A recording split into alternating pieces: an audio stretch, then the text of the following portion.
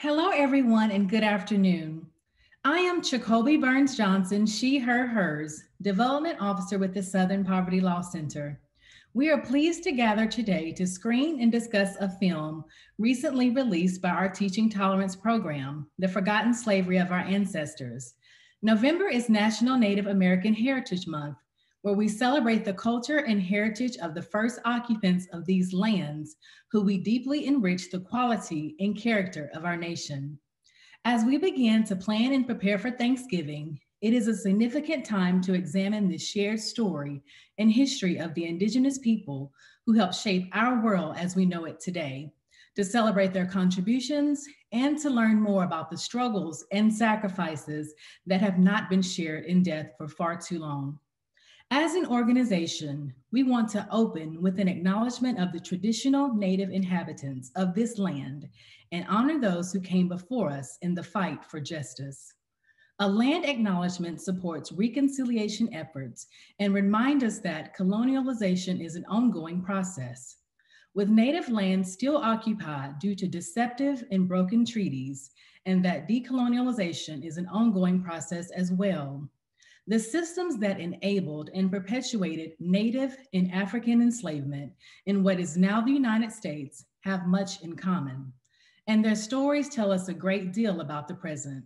In confronting the entrenchment of racism and oppression in our systems of government, there is a collective sense of frustration and devastation as we look for ways to demand justice.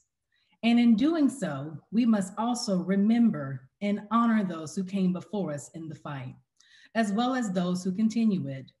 Before we formally begin today, we would like to respectfully acknowledge the Native people who stewarded this land and remember those who precede us in this work. I would like to uplift the Muskogee Creek people on whose land I reside here in Alabama. Please take a moment to acknowledge those on whose land you reside. Thank you. Now, on to a little housekeeping for our time together.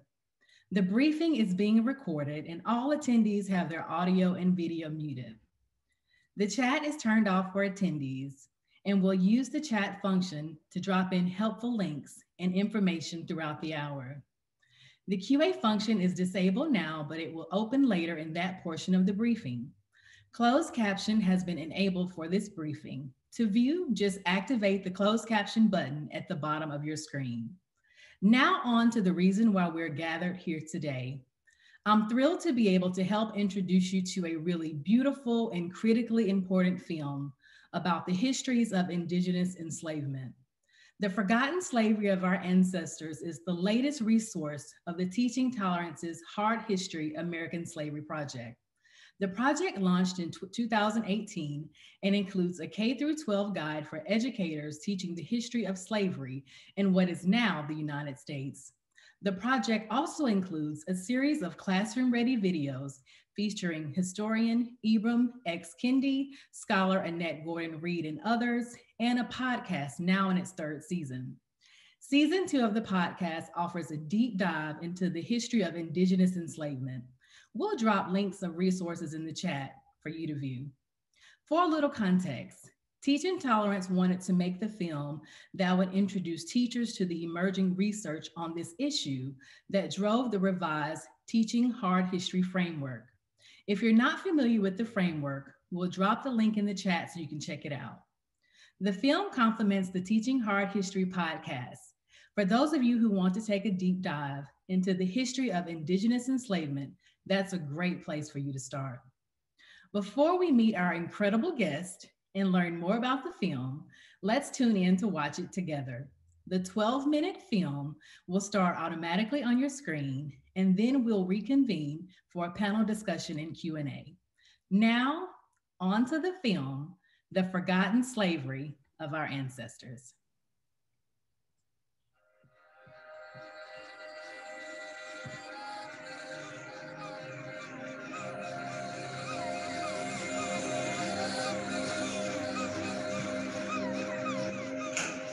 As a young child growing up, I can remember very vividly going into, I believe it was my second grade classroom. We were being taught about Thanksgiving and the story of the friendly Indian. And at that time, back in the 1960s, they didn't mention the Wampanoag tribe by name. They didn't mention Squanto by name. The teacher was talking more in generalities about these wonderful Indians who came and they taught how to plant corn. And then at the end of the season, they harvested all of this wonderful food, which helped them to survive. And they had a great feast. And they just had a wonderful time. And I'm not sure if somebody asked her, but then she offered up the information about what had happened to these Indian people. She says, yep, they're all dead. I remember waving my hand wildly like a little kid will do. And I said, no, they're not all dead. I'm here. I'm a Wampanoag, and I'm still here.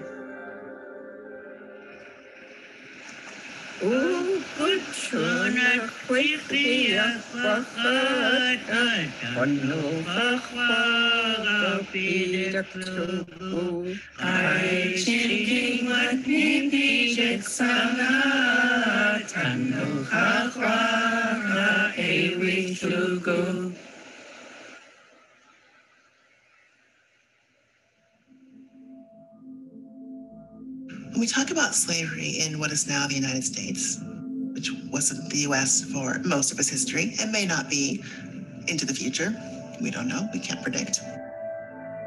We, a general population, tend to imagine Black people. We tend to see Black bodies, again, bent over those cotton fields. And good, we should see the suffering of Black people through those hundreds of years of exploitation. But it's only one part of the story, and that is a chapter that actually comes in quite a bit later in the unfortunately massive book, which is the history of slavery on this land. We tend to put people in very specific categories. So Africans were the people who were enslaved, and natives were the people who were dispossessed and died off. Indigenous people were enslaved here first. They were enslaved here in large numbers in various localities under different imperial powers. They did it, not in one voyage, but in a constant process. It took place over hundreds of years. So to really engage the subject requires recasting what we would call slavery. And it occurred both across the continent of North America and across the hemisphere of the Americas, making this an American subject that both predated African American slavery and existed far beyond the contours of African servitude, and particularly the American South. It's impossible really to count them accurately. However, we've been involved in trying to make an initial estimate, at least to have a baseline. It's 2.5 to 5 million since the time of Columbus to 1900. So I suspect that if those numbers will be revised, they will be revised upwards. It was not a sideline, it was not minor, it was a very major phenomenon that shaped history in our hemisphere. It completely changed my view of the colonial story, of the American story.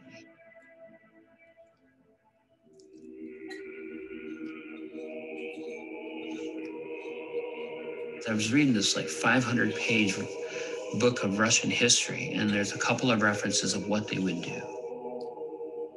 On Kodiak alone, there's 90% of the people died. And everybody's like, oh, it must have been diseases. It must have been this. It must have been that. I think diseases, yes, they did play a part in that. But what happened is when you take the men in those regions and don't put your food up in the summertime, you're not going to have any food in the wintertime because there's nothing up in Alaska in the wintertime. They were using the people as slaves to hunt sea otters.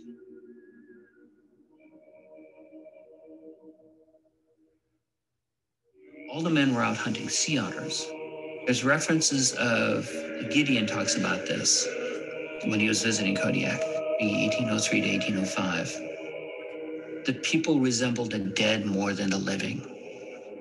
People were starving to death. And if the people didn't listen, they killed the children and mother. And of course, everybody's going to line up. Nobody wants to lose their family. Your family was everything you had. There's nothing more important than your family. And I think for all of us, there is nothing more important than our family. I started to piece together, and then you hear about them taking hostages in every group they ran into. When I read this stuff, I get angry. It ate me up. Why am I angry? I can't change the past. I started to think about how do we educate our communities so that we are not repeating ourselves.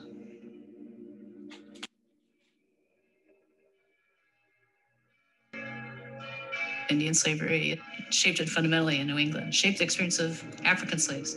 African slaves in New England had a different experience because Indian slaves had been the victims. Largely, the captors, the people taking the captives, the people enslaving the Indians were, in fact, the Europeans. They were doing this directly. Slaves weren't just being brought to them already enslaved, making it, a simple decision. They confronted the ethical decision of what they were doing, and they were the enslavers. African slaves were not a big part of the slave society of New England until the 18th century. So for nearly a century, Indians were the main source of slave labor. They were the enslaved population. So they were the charter generation of slavery. It's the term that people who look at African slavery use. Indians were the charter generation everywhere in European America. Till about 1720, there were more enslaved Indians than there were enslaved Africans in New England. The fact that Indians were the victims of slavery, that the colonists created a different kind of slave system there. I think in part because they did recognize the Indians' humanity. They did have complex relationships with the indigenous groups, relationships of dependency, of diplomacy, of alliance, of friendship, and sometimes of respect. Given the recognition of indigenous humanity, the act of enslavement seems all the more, terrible and, in need of investigation and understanding. How did this happen? Why did these people do this? The slave regime that emerged in New England needs to be part of our general slavery story because it shaped it.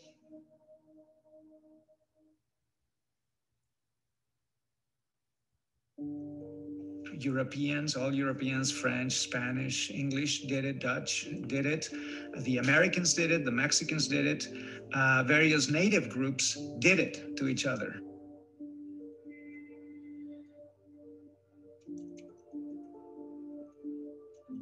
Indian slavery really was quite active and thriving in the American West throughout the 19th century. Even as an entire war, civil war, was being fought over African slavery primarily in the East. It is amazing to me to discover all of these American colonists moving west and discovering the reality of Indian slavery out here, and then commenting on the striking resemblance to the kinds of forms of enslavement that they were familiar with.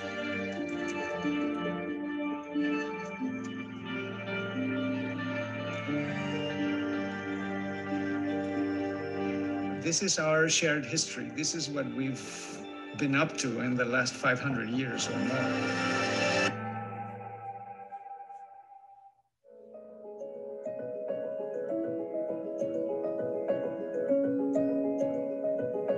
Native American history had not been part of my education at any stage, including graduate school. And it's hard to imagine one could say that, but that's the truth. Indigenous slaveries changed over time for a number of reasons, such that more Africans were imported and traded and held than Native people. And that transition, that shift, meant that Native people's history of enslavement became less visible over time. I think as history is being taught to be more inclusive of the Indigenous story, it is legitimizing the indigenous people that are still here. It is giving them, it is giving me the power of my own story. If you don't know the whole story, you're going to walk away, with a fairy tale.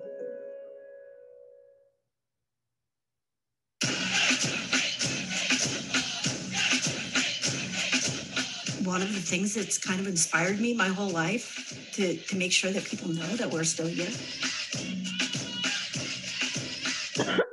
Always of European influence. I loved flipping the question. What was the influence of Native Americans on American history and culture? Throughout the history, there have been people opposed to the system who recognize the immorality of the system. If one is a multiracial citizen of this republic, shouldn't they learn a multiracial past? These are sisters, brothers, cousins, their grandmamas, their little babies in arms, their families.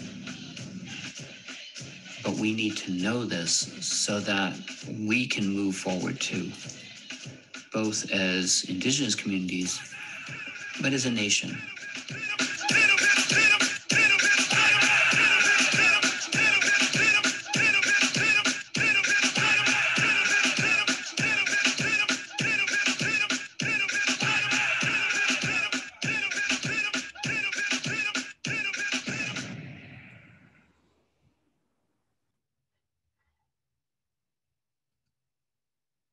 Wow, that was definitely powerful and enlightening.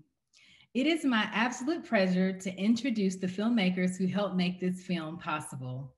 First, we have Alex Knick Glenn. Alice is an Inupiaq born and raised in Elcalaquit, Alaska.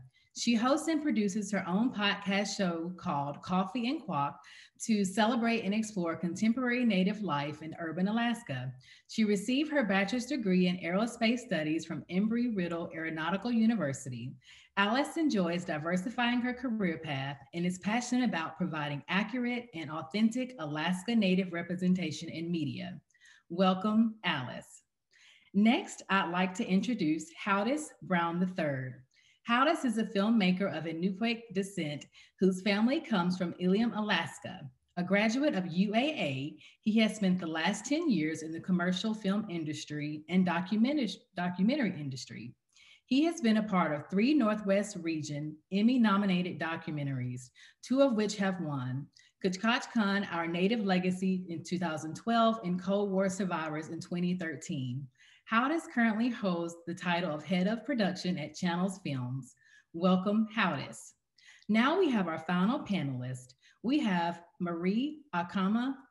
Marie is founder and director of Alaskan-based nonprofit See Stories, a nonprofit that builds inclusive communities through film and story. She has an MA from Columbia University Teachers College and a BA in liberal arts from St. John's College in Santa Fe. Marie leads film workshops with Alaskan youth and leads teacher professional development to engage teachers to lead their own digital storytelling initiatives. Welcome, Marie. Thank you all for being with us today. On behalf of myself and everyone listening who feels passionately about truth, equity, and inclusion, we are grateful you made this important film. May Indigenous people and our ancestors never be forgotten and remembered forevermore. Now, let's jump into the discussion. Howdis, the first question is for you. You all are very talented and esteemed in your own right with your projects and your podcast, professional development, and films. Will you share with viewers how you, Alice, and Marie started working together as a team and what made you interested in making the forgotten slavery of our ancestors? Yes. All right. Hello. Yep. Thank you, Southern Poverty Law, again for having us all here today. What I will say about kind of like the beginning of all of us coming together, it was quite an interesting kind of serendipitous moment. And I had originally kind of been following or just had recently found Alice on social media and was kind of getting interested in the type of work that she was doing. Found out that Alaska Humanities Forum was hosting a kind of culture shift in-person event. And at that event, actually Marie was there as the other co-speaker at that event, and it was media specific. So it was kind of interesting because it was months later till we actually started to work on this project, but that kind of set everything in motion. I had introduced myself to Alice. Another project kind of came out of like through some work through her podcast, and that video that came out of her podcast, or that stuff that we worked on, Marie had seen and knew about this film opportunity, and really kind of that's where it kicked off. And I'd say there was a large amount of this production happened in a miraculous amount of time, and over quite a large distance across the whole country. So I that's what unless Marie or Alice wants to add anything. No. Thank you. The next question is for Alice. What themes emerged for you as you were making the film? So what connections to Alaska kind of emerged for you as you were seeing the vision unfold? I think the biggest theme and most obvious theme is this idea of this unknown history. You know, we all kind of examined our own experiences with learning about Native Americans in school, learning about Thanksgiving, and all of those things. And so even our scholars who we had interviewed, you know, said that they didn't learn this history, you know, and they had dedicated, you know, their time to figuring out what really happened. And so that's one big theme that kept coming up. I mean, even Margaret saying, like, Margaret Newell, who we interviewed, she was saying, you know, her favorite question is to ask, you know, what impact did Native Americans have on American people, American colonization, rather than the other way around, which is, you know, what impact did American people have on Native Americans at that time, which is, you know, a different story. But yeah, so I think that's one big one, obviously, this unknown history. The second is truth-telling. You know, we really wanted to focus on sharing the real story in all its complexities and nuances. What I think is really important when we were interviewing Andres was that, you know, this happened so much, the scale, the longevity, it was just so great. You know, and if it was such a huge part of our history and the foundation of what this country was built on, then why aren't we learning more or asking more or sharing any of that information? And, you know, just to hear more about it gives us a better understanding of our collective past. Yeah, so I think those are two big themes that kind of go hand in hand, is this largely unknown and untold story, and then this wanting and mission of sharing the truth to anyone and everyone. Thank you so much. Next, we'll come to you, Marie. I know that you work closely with youth and educators, and many may be encountering this subject for the first time. Is there just one thing that viewers, especially students, can take away from this film? What do you want that to be? And what conversations do you hope that the film will spark in classrooms and communities around the country and around the world? Thank you, Jacoby. And I'll just say I'm calling in from Denina Land today. I'm honored to be here with you all. I would say I want this film, and I would say even we want this film to be an invitation to teachers and students to dig deeper. This is the beginning. And I would also say maybe a responsibility. So this is a chance to dig deeper. This story is really diverse depending on which land you're on. So look into your unique region. And also the other thing is a lot of feelings come up, feelings of shame, feelings of guilt, maybe feelings of trauma. So really just letting that be, it's natural, but also moving forward on a path of healing, which is the point of all of this. I'd just like to add to Marie's point, that it's an invitation to dig deeper, but also an invitation to think about how these things still show up today. You know, even though this is something that has happened, you know, maybe a long time ago, how does that still show up in different ways and in our lives today? You know, and it's an interesting concept. So I think, yeah, I just think that's important to keep in mind too. Thank you. And this question is now for all of our panelists. So, as we're talking about this, I mean, why do you think that this history has been forgotten and not taught over time? And then, how do you see the film just being a disruption of that erasure that has taken place over time? So, Alice, may I start with you? Yeah, so I think that, you know, in our normal or past K through 12 education, a lot of that history, difficult history, it's a difficult topic, right? So it's going to be a little bit difficult to teach about. And there are, you know, feelings associated with maybe guilt or shame or, I don't know, I guess maybe just unknowing, you know, just like the information not being there. So I think that that's a big part of it. And then also, part of that idea of, you know, kill the Indian, save the man, part of that assimilation and colonization of Native American people is also in your mind, you know, and how does that affect what you think about yourself and who you are today as a Native person. And so in many ways, this kind of difficult past makes us feel even shame about ourselves as Native people. And in that way, maybe it can be hard to tell ourselves this story. And how do we share that? And I know that Dr. Sven Hawkinson mentions some of that in his work. It's as recent as, you know, just a couple of years ago that he struggled with that and having that acceptance to share from his community.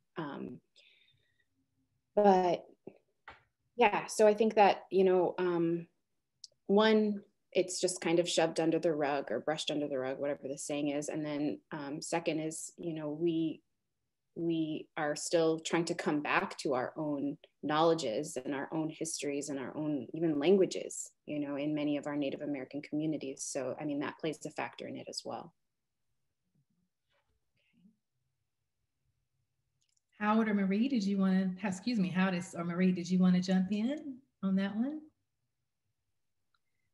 I'll jump in and just say that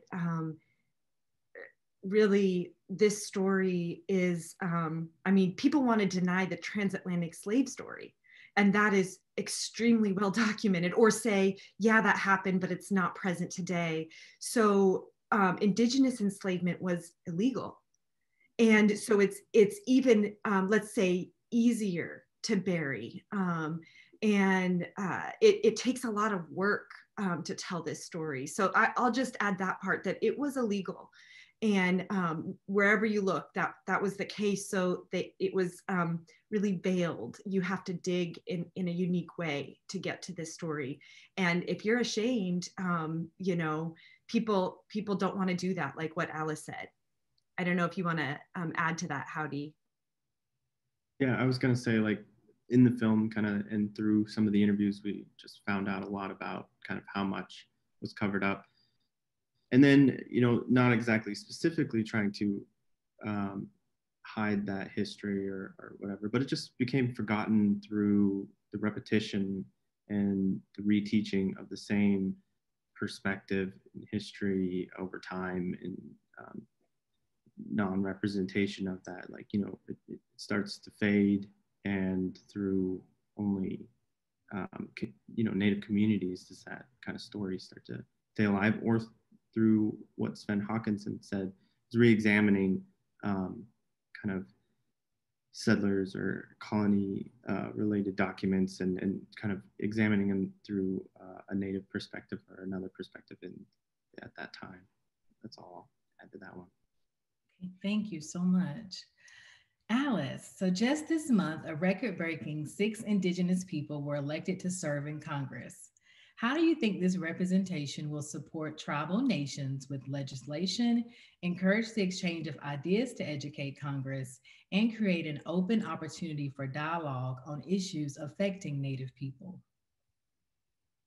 Yeah, that's great. And that's a big loaded question that I don't really like specialize in, but I mean, I'm just so over the moon about it, excited that we have Native representation in our governing bodies. Like, that's just the best thing. That's a huge part of why I do what I do with my podcast, is to just provide some semblance of accurate and authentic Alaska Native representation in the things that we consume as Native people.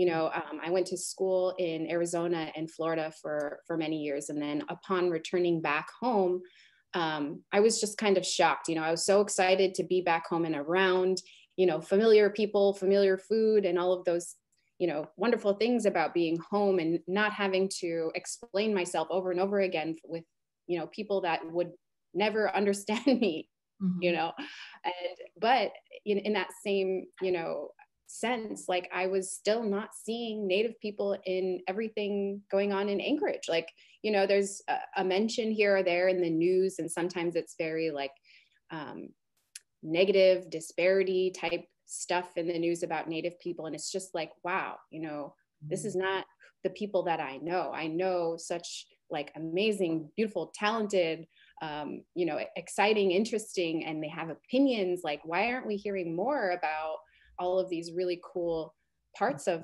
us as Native people? And so I just wanted to provide like a little tiny corner of like where people can listen to other Native people having in-depth conversations about, what matters to them. Like, how does this relate to us as Inupiaq people? How does this relate to us as Alaska Native people in Anchorage and living in the city? How do we translate those values from a rural community, largely subsistence and gathering based community, to living in an urban setting? And what does that translation look like? And how do we find each other in the city and build a community around that? So, I mean, that's just a huge goal of mine in general in media. And I think that it's so important to see yourself in the media that you consume, because there are studies that show that if you don't see accurate or, if they're not like sensationalized stereotypes and caricatures, like, then it can have a negative effect on how you view yourself when you see yourself like that in media, and how other people can see you. I think a large part of the, just the American consciousness about Native people is just really one of erasure, one of, misunderstanding, and just like absurd, ridiculous stereotypes. But, that's not what I see. And so I'm just, like, it's kind of a roundabout way of answering your question. I'm just here for all of the Indigenous representation in all institutions of society. Thank you. Representation does matter. So absolutely. Okay. So how does in the film, you have these beautiful captions that ground us in Indigenous place names, and that also speak to the Indigenous stewardship of ancestral occupation of territories that many of us now live on. What conversations do you hope those viewing the film will have after looking at your captioning decisions? Yeah, thanks. So even while we were filming the project and traveling to different communities, we were pretty conscious about a new resource that may have been out for a little bit, but we were really interested, since we were traveling outside of the state that we live, to kind of look at which areas we're filming and who ancestral in tribal land we were on. And that's why we wanted to include it. And I think it was important to include it in a certain, like, it's subtle, but I think it's important to include it in a way that it was shown first, and then, the text of what it's going to be called, or the location as it is today and how people know it came second. And it almost kind of relates to how it is in people's minds, and it puts that indigenous land first as a way to kind of set yourself in the space, in the places that we filmed. And I think as far as the under the control of, and those things were decided just as putting in another perspective of like how each of those communities were approached if we're going to move into different regions of this country. I think it's really powerful, Howdy, what you did with that. That was really, when I first saw the film, I was like, wow, you know, and just to have that like little dash to say, you know, under US control or whatever, from this state to like, you know, present or whatever. I think it really, it spoke a lot to our film. Thank you for sharing that. Marie, what was the most powerful thing that you learned that didn't make it into the film? And also, is there anything during making of the film that gives you hope for sharing this history? Yeah, so there's a lot of stuff that was cut, and it's hard to make those decisions. I would say what really struck me is that throughout history, people have dissented, all types of people from all walks of life. So sometimes we talk about history and say, well, that's just how it was in that time. And I guess someday we'll be looking back at this time. Some people will say that about this time. But what we learned from everyone we talked to is that there have always been dissenters. And I think it's really powerful for students to know that they can be one of the people that dissents, and they can speak truth to power, and also educators. So that's the message. Maybe it did come through in some measure in the film, but that's really what I think is very critical to keep in mind. Okay, thank you so much. I appreciate you sharing that. And then this one is for all of you. So I know we briefly talked about some of the locations before, but I noticed there were different scholars and then just various locations throughout the film. So can you tell us what the process was like, just going from Alaska to Seattle, Boston, and I think even New Haven, just capturing all of these as experts on camera?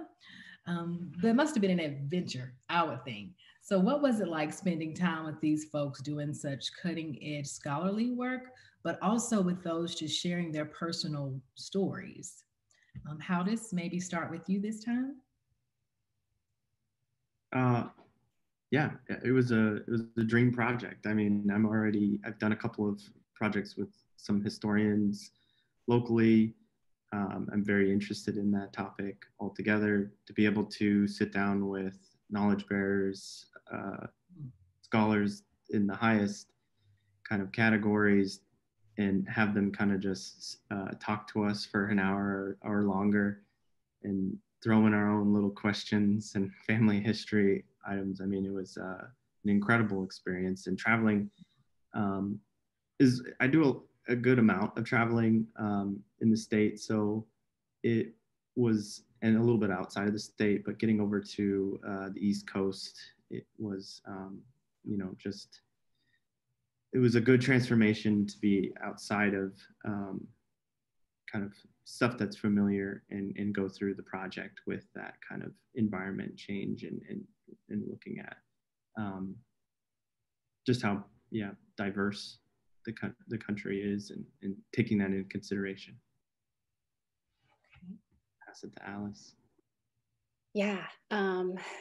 What first came to mind when you asked that question was when I almost missed the flight out of Anchorage, and I was like, oh my gosh, they're like, Howdy and Marie are calling me like nonstop, and I'm like, but I'm just so glad that I didn't miss the flight. And after thinking critically about what we want to do with our film, and why we're doing what we're doing, and composing some guiding questions for these interviews, it really puts your head into perspective And for me, it kind of opened a veil that I hadn't ever thought of when I was traveling anywhere, you know.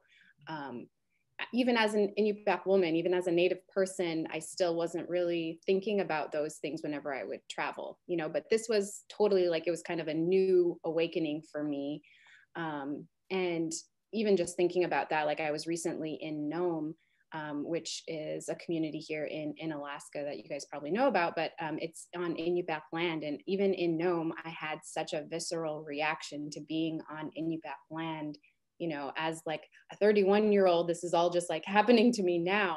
But when we traveled to the East Coast, I just remember really very vividly, you know, taking the tram from, you know, one location to another. And it was about like fall time, you know, I think August or September that we had traveled to the East Coast, and we were on our way to an interview, and we're taking the tram, and I'm just looking out the window and I'm just thinking like how beautiful it is, you know, like what did this land look like, you know, this many years ago, you know, what did the tribes look like here? You know, it was just a very eye-opening experience, and just like so like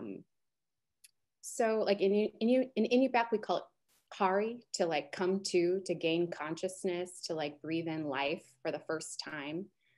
It's like also like your first memory type of thing, and that's what this film did a lot for me.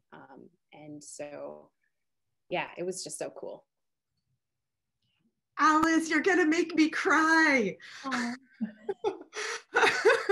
I would say like the phrase fangirl comes to mind, because I felt that way with Howdis and Alice already. Like I knew their work. It's like, they're so cool. So we're working together. And then the people we interviewed, that's exactly how I felt. Like it's the equivalent of meeting a pop star or something for me, like someone with so much knowledge and humanity and dedication to this field. So I just felt like I won the lottery, and we were like buying, you know, Yale and Harvard hoodies, and like so excited to just be in these places and with all of the history. So I'll leave it at that. It was a dream. Very good. It sounds, well, we are definitely bearers of the dream by getting a chance to watch the film. So thank you so much to each of you for traveling and making this possible. So Alice and Howie, another question for you. Do you have advice for Indigenous people looking to do a project like this to tell history of their people, history that is sometimes hard to find and history that is often not taught? So any advice that you may want to share? Yeah, I can go first. So for me, and even just like this whole year, you know, like 2020 and all that kind of stuff. And I just hosted a panel on decolonizing beauty the other day. And what had come out of this whole like incubation period was just to really honor and acknowledge my full self in every project that I am part of, you know. And you know, just like Sven was saying, like it's a hard history, and he was angry.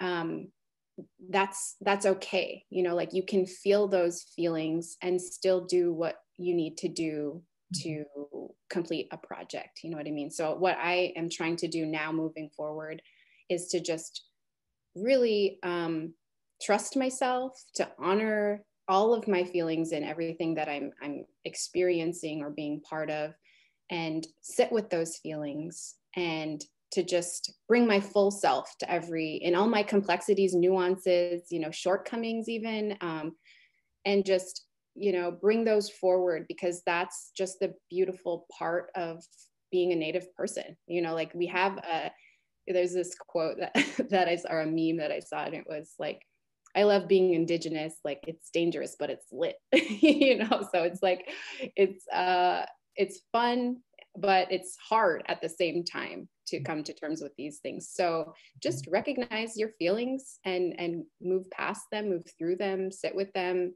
get to know them. But don't let it stop you from doing the things that you want to finish, that you want to be a part of, that you want to share. And before we get into our audience questions, because I know there are some questions already coming in for us. We'll get to one last question, and this one is for Marie. After the success of this film, what upcoming plans or projects should we be on the lookout for that take a deeper dive into our shared history and any other areas of interest? Thank you. We're looking at a lot of different directions, and we're also very open to ideas from any of you out there, anybody who's interested in doing a project related to this theme. So engaging young people in documenting this story, bringing archives related to this topic to Indigenous communities, and making them more widely accessible. So a longer documentary. There's a lot of amazing ideas we're looking at, and we're excited to hear from you. So feel free to reach out. Well, thank you. We will definitely stay tuned and just look forward to what's to come. So at this point, we do want to hear from our audience and our attendees who've been listening and also viewing the film. So what's on your mind? I know several have already started typing their questions into the Q&A window, but I just wanted to remind you just to type any of your questions, click on the Q&A button at the bottom of your screen. We'll try to answer as many questions as we can, but also just take it, keep an eye out for any other answers that may pop up in the Q&A from other participants that have questions. So we'll start with our first question that has already been sent over. As researchers, how do you find this information? Are there paper trails or any other kinds of documentation? Can you speak to the unique ways that you dug for the information? I'll just jump in quickly and say it's all there. That's the crazy thing. You can read the books, read The Other Slavery by Andres Reséndez.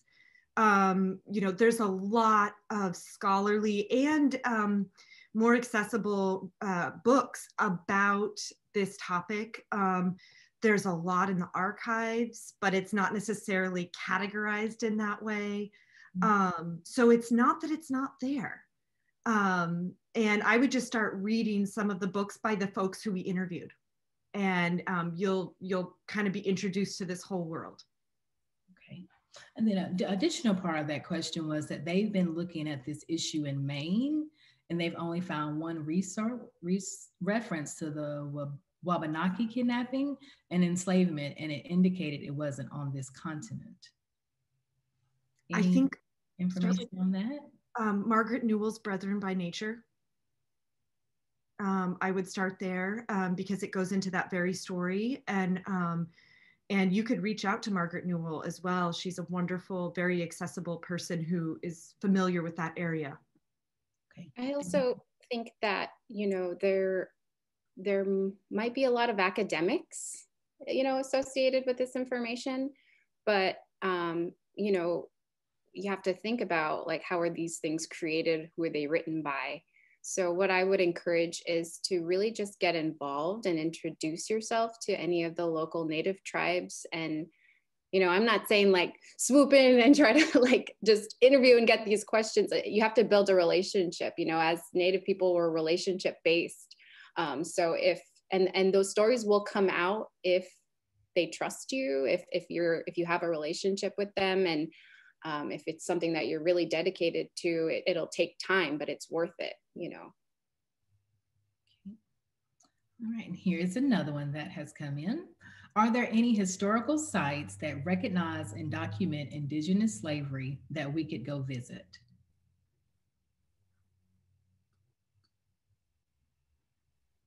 Alice, were you going to jump in? I don't think so. I mean, I haven't heard of any. There is, you can do some Google searching, you'll find some blogs, things like that.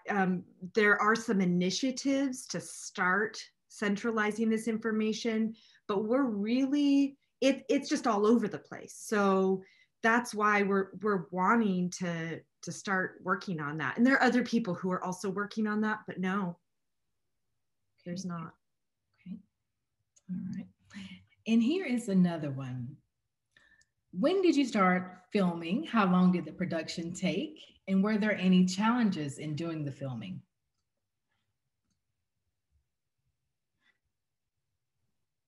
I guess I'll jump in and do that. I suppose the timeline was one of the biggest challenges. I believe we filmed it within 2 months.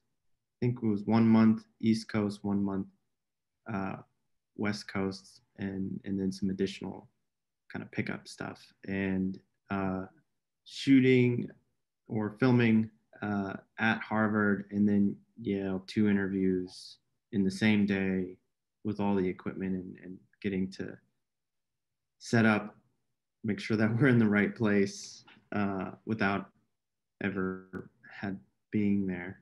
And moving to the next one was definitely a long, fulfilled day. And then really, yeah, just the amount of content that had to be cut. Six or so interviews, hour or so each long, lots of incredible information boiled down into 12 minutes. So just the editing process, and yeah, maybe a part 2 is coming. Something that you would do with that additional content. Exactly. I mean, I know Alice made some other kind of work out of that content though too. Yeah, so I actually was able to turn our interview with Sven Hawkinson into a podcast episode, which is really good. Like it was so many, such great information that I just needed to share it. And, my podcast is Alaska Native based, so it was really cool to hear the full story. It'd be awesome to do that with all of them. Thank you. Well, here's another one coming in from our audience. Is there a strong enough oral tradition in some Native American communities that specific incidents from the original enslavement eras have been documented? I think it depends on what you feel is documented. There are different ideas of what that looks like and what is deemed, reliable or not. What's really cool, at least, in my personal experience, my mom and my sister worked at a museum based in my home village, Utqiagvik, which is the northernmost city in the United States. And it's run by Native people there. And so what my mom's primary job was to document. She was an oral historian, where she would interview elders and record those. And I'm sure they're somewhere, but yeah, that's going to require some work. And like I was talking about a little bit earlier about like this idea of relationship building and creating that trust, building that trust between communities. I'm sure it's out there, I'm sure it's there. I think that in many ways it might not be outright said in complete sentences that you might be looking for, but it shows up in different ways, in language especially. If you think about, language is just so telling about history and people in general. So I'm sure it's there. It just requires work. I'll add one real quick bite to that too, is kind of a little history on specifically a specific part of the film.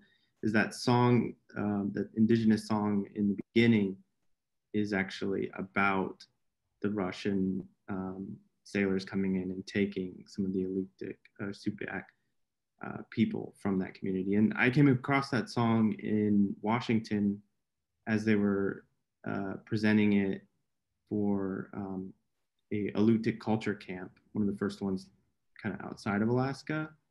And yeah, we asked permission to use that song, and I'd say there's definitely some information out there.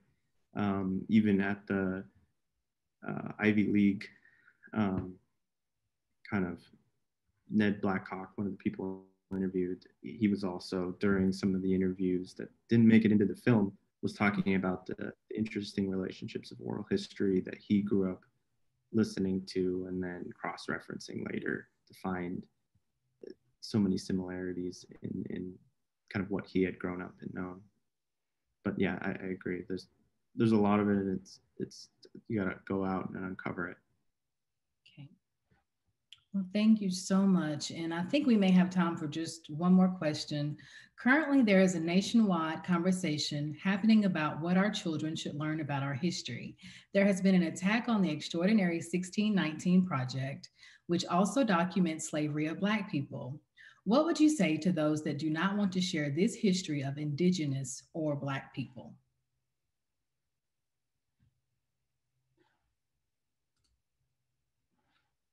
That's for any of So you. many feelings in response to this question. Holy cow. I will just say, in all of our conversations as a team about why we were doing this project, of course, telling the truth was important, but for what? So that we can heal, all of us. This is our, like what Andre said, this is our shared history.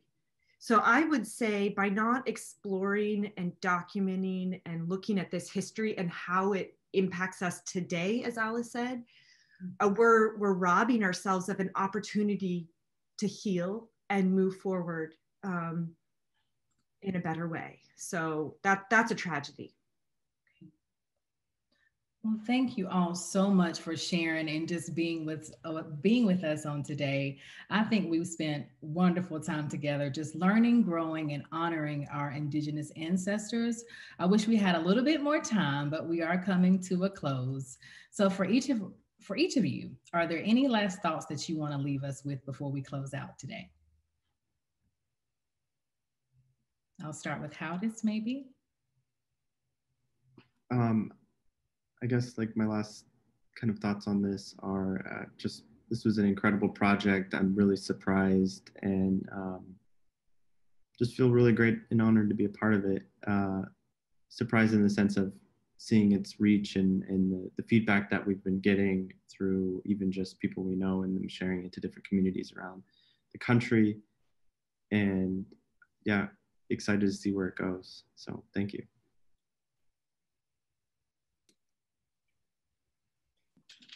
Yeah, I agree. I agree with Howdy. It was just an honor to be able to work on this project, and I really have Marie and Howdy to thank for bringing me on. And I think my last thought, and just kind of bouncing off that last question, was, you know, this is a shared history. It's a collective history, and it doesn't just benefit. And I would even, you know, I wonder if it benefits Native people to share this story. It benefits all people. You know, this is any ways that we can share our full selves with, you know, everyone. There's only going to be positive things to come out of it, you know. And so I think that is just a big part of this film is to share the truth so that we can all, not just Native people, all grow and heal from this collective past. So thank you again for having me. I appreciate it. And I'm excited to see if we can move forward with another project or what comes after this. Thank you. I'm just going to leave it there. That was beautiful, Alice. I just want those words to sink in. Thank you so much. Well, thank you all, Howdis, Marie, and Alice, for sharing with us today and just for bringing in our home such a powerful film. To all that have joined us today, please share the film, The Forgotten Slavery of Our Ancestors, with your friends, your families, and colleagues, and just to help share this story and to honor our ancestors. I'm just grateful to each of you, but also to Teaching Tolerance for sharing this story and the impacts of enslavement on Indigenous populations in the present day United States. So your work spotlighting Indigenous communities and their stories of survival and resilience is so crucial as we seek to create a more just and equitable society for all people. SPLC has a variety of materials available on our Teaching Tolerance website for the classroom kit that can be used in all settings, and you can access that at tolerance.org. I hope you found this briefing to be as informative and inspiring as I have. We want to continue to share this space with you in the future, so please be on the lookout for information on future briefings that may be available. We also welcome your feedback to help us as we continue to plan for future briefings and opportunities for us to connect with you. Please complete the survey found in the chat and just let us know what you're thinking. As always, thank you for helping to make SPLC's work possible and for your commitment to humanity. Be well and take excellent care. Again, thank you.